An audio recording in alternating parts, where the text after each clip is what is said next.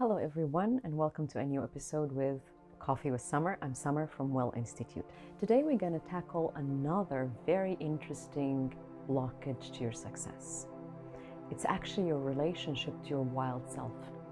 Our misconception around our wild self that is happening in our modern world. Wild means out of control. It means you're doing a lot of disasters, and it means chaotic. Let me tell you a news, that's not the wild. That's the younger, teenage, traumatized part of you that they call it the wild, okay? The wild self is something that is actually really wise, really deep in you that knows. It's the inner knowing. It has nothing to do with your logic, okay? And let me go into the wild explanation through first explaining the three modalities of thinking, okay? We have rational thinking, we have irrational thinking, and we have non-rational thinking, okay? If you want to oppress people, if you want to oppress community, take away the non-rational thinking. So they will be trapped in those. They think they are only two-dimensional, rational and irrational, okay? Rational thinking is defining itself. It's your logic, right? 1 + 1 = 2. If I did this, this is going to happen, all that stuff. Irrational is when you are not in contact with your rationality. Things are erratic. They don't make any sense.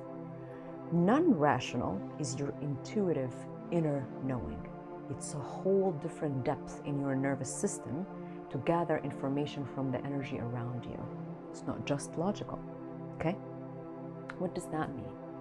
Non-rational thinking is wise. If you looked to a tree and the season come by and then there's a season for the tree where all the leaves turn really yellow and they fall. Do you see anyone coming beside the tree sitting and saying, oh, the tree has a depression.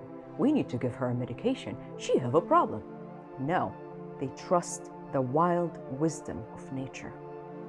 We belong to nature. We have seasons too. There will be times where you don't have energy, you don't want to talk about things, your leaves are falling, and it doesn't mean something is wrong with you. It means you are going through a death and a rebirth cycle. And again, if you want to oppress somebody, or if you want to oppress society, make them think that death is the ultimate result, that there is nothing after death.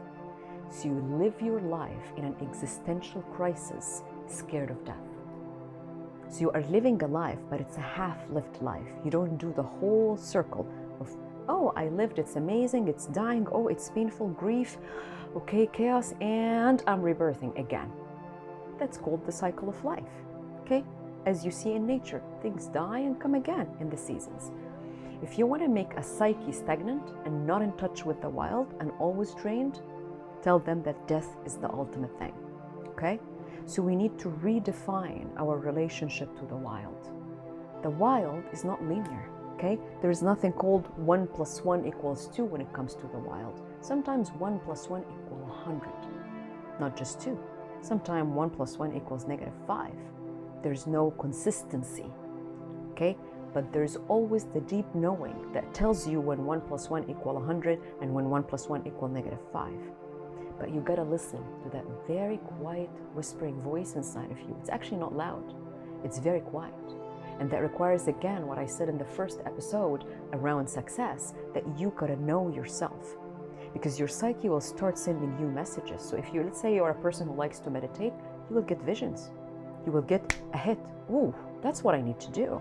Okay? If you're a person who dreams at night, you will have dreams. You can ask for dreams and dreams can come to you and reveal things to you about your path or about your success or about your calling, right? But when we cut all of those wild natural things in us and we think that life is only 2D, rational and irrational, you're taking all your bigness as a human being, all your energy field, all that massive vibration, and you're telling the vibration, choop, you only need to move there. You can't move with all that bigness. There is a story that we always say. There was a little elephant. When the elephant was really young, they chained the elephant to a chair, okay? The chair was heavy and big.